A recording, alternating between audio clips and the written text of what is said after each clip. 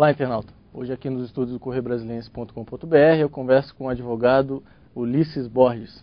O Dr. Ulisses é especializado em causas trabalhistas e hoje a gente vai falar sobre a reintegração dos servidores que foram demitidos na época do governo Collor e que estão voltando agora à administração pública. Muito obrigado pela presença, viu, Dr. Ulisses? Eu que agradeço o convite. O senhor acha que esse processo de reintegração desses servidores que foram demitidos naquela época está mais acelerado do que antes, doutor Ulisses? Inegavelmente está muito mais acelerado do que antes. Na verdade, esse é um processo muito longo, que vem de longa data, desde a edição da SEI, as primeiras comissões que foram criadas na antiga Secretaria de Administração Federal. Depois, o governo Fernando Henrique Cardoso, ele criou duas comissões para que fossem revisadas as declarações de anistia em favor dos servidores e, finalmente, no governo Lula, pelo decreto 515, foi criada a SEI, né, e a SEI, então, ela custou a engrenar, mas da metade do ano passado para cá, talvez do final do ano passado para cá, ela entrou num ritmo dinâmico e tem sido extraordinário o trabalho que a SEI tem produzido, né? O doutor Profeta, que é o atual presidente, a doutora Neleide, que é advogada da União lá presente, eles têm feito um trabalho muito além da condição normal que seria de se esperar, não só na condição de servidores, mas na própria condição humana. Eles têm feito um trabalho sobre-humano para agilizar o máximo possível, na medida, inclusive, que o próprio prazo de vigência da SEI, ele se esgota, acho que em outubro aproximadamente, mas há uma grande expectativa de que esse prazo seja renovado, né? Especialmente pelo fato de que os processos agora que estão sendo realmente consumados com o efetivo retorno dos servidores, eles não contemplam a totalidade dos servidores, porque a grande maioria, Luciano, a grande maioria ficou de fora, porque simplesmente não requereu a anistia. Tem muita gente, então, que não fez o pedido oficialmente para voltar. Exatamente.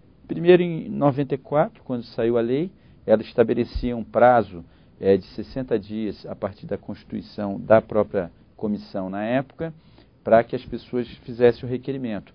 Ocorre que com a demissão em 90, as pessoas elas saíram em busca de ganhar a vida de alguma forma. Foram trabalhar com outra coisa, mudaram de cidade, mudaram de endereço.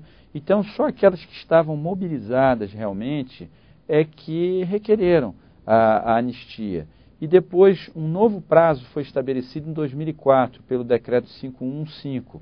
E esse prazo, inclusive, tem tido várias decisões judiciais autorizando a SEI a receber requerimentos mesmo além do prazo. Porque é o mesmo problema.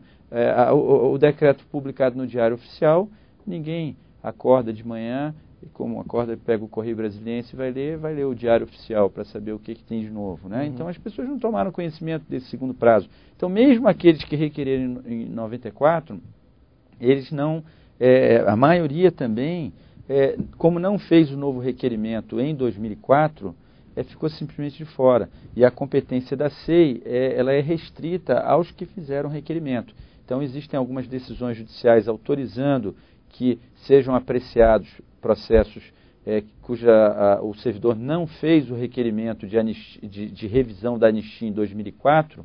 Agora, aqueles que não requereram em 94, a dificuldade é maior. Tá? E existe um projeto de lei correndo no Congresso Nacional, que ele já foi aprovado no Senado Federal.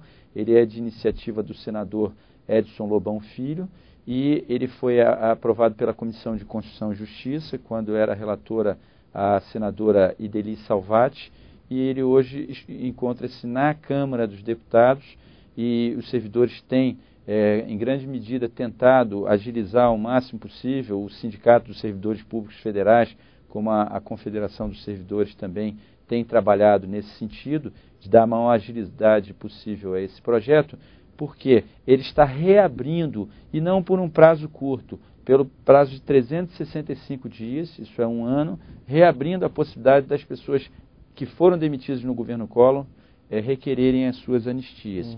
E o próprio projeto, ele já prevê a possibilidade de prorrogação dos trabalhos da SEI, ou pela própria SEI, ou por uma nova comissão que venha a ser constituída.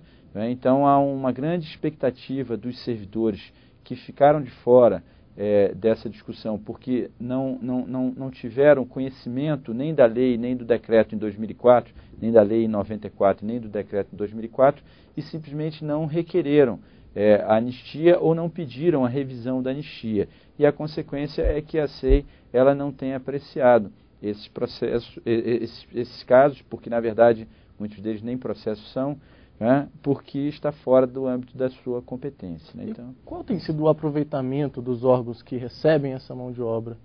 Há um acompanhamento, não sei, de como esse servidor se comporta? Há algum tipo de treinamento para esse servidor? Ficou tanto tempo afastado do serviço público? Isso é muito variável, né? O primeiro passo ele tem sido dado pela própria SEI, que é uma consulta ao órgão se ela tem interesse no retorno do servidor para o mesmo órgão.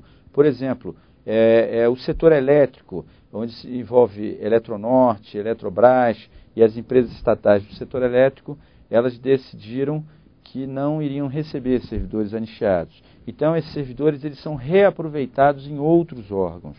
E aí, então, por exemplo, o Ministério da Fazenda tem recebido servidores anistiados, as procuradorias, o Ministério Público do Trabalho tem recebido servidores anistiados, e aí, evidentemente, é feita uma triagem para verificar a aptidão, as condições de trabalho desse servidor, né?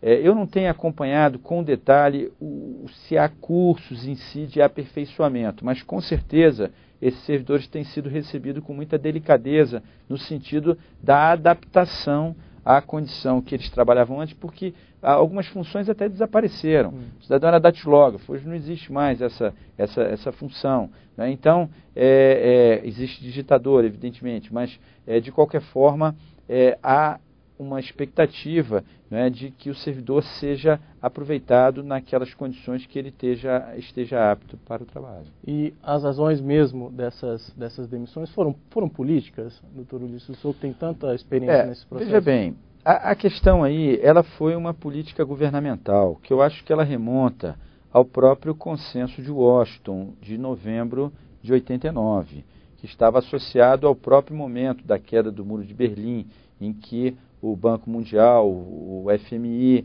eles decidiram restabelecer uma nova geopolítica, né, principalmente para os países do terceiro mundo. E aqui o Brasil também sofreu consequências dessa pressão exógena, essa pressão externa, para que houvesse não só redução do tamanho do Estado, redução da máquina estatal, né? Muita propaganda até na mídia, no sentido de que o Estado parecia um elefante ou coisas assim, né? Como também pressão para redução de direitos trabalhistas, né? Alguns países, como aqui a Argentina, como em Portugal, né, fizeram modificações mais significativas do que o Brasil fez em relação a essa pressão externa. Agora, o governo Collor, ele se iniciou com um impacto de mudança muito grande. E esse impacto de mudança, ele estava idealizado numa reformulação do próprio Estado. E dentro desse projeto de reformulação pelo próprio Estado, passava pela redução do quadro de servidores. Então, eu não tenho nenhuma dúvida de que é uma situação política, não no sentido pejorativo, no sentido da política governamental, de reduzir cargos no serviço público com o propósito de que a máquina estatal fique mais leve e, com isso, tenha menos despesas com servidores. Agora, naquele momento, era o que estava assim como a bola da vez, era o que estava em voga naquele momento. Hoje nós já passamos muito tempo disso e o Brasil já não tem mais essa pressão para essa redução do quadro de Estado, mesmo porque por trás disso existe uma eficiência do Estado, da máquina do Estado, seja na administração indireta, seja na administração direta. O Estado, ele depende de servidores para prestar os serviços, né, que são necessários à população, né, em todos os sentidos. Os serviços das estatais, que realmente é uma prestação direta de serviço, ou o próprio serviço burocrático do Estado. Ele depende de servidores. E o próprio senador Fernando Collor de Mello, ele já emitiu pronunciamentos no sentido de que ele, que hoje integra inclusive a base do governo, né, ele é favorável ao retorno desses servidores, né, onde nós que estamos de fora fazemos uma leitura de que, pela própria experiência, né, hoje a administração federal ela não está mais sob esse impacto externo e, ao mesmo tempo, ela reconhece que há uma dupla relação. O Estado não funciona sem servidor, como o servidor não funciona sem Estado. Então, para isso, é necessário que a gente tenha esses servidores reabilitados à sua condição e que se possa restaurar o impacto social provocado por essa política da época, que, a meu juízo, pelo menos, foi uma política equivocada e não uma política correta, né? Agora, de qualquer forma, também há uma outra pressão em cima disso, favorável ao retorno dos anistiados. Qual é essa pressão? É que a terceirização ela descambou para aspectos considerados irregulares na administração pelos órgãos de fiscalização, especialmente o Tribunal de Contas da União. Uhum. Então, hoje, os órgãos têm tido dificuldade para renovar contratos de terceirização. E aí os próprios órgãos hoje, eles passam a ter necessidade dessa mão de obra e têm pressionado a SEI para que ela traga essa mão de obra do anistiado, porque tem havido uma carência muito grande de servidores. Entendi. Tá certo? Tá bom. Doutor Ulisses, muito obrigado pela presença do senhor aqui muito na redação grande. do Correio Brasiliense. Uhum. E a você, internauta, muito obrigado também e até a próxima. Um abraço, então, a todos.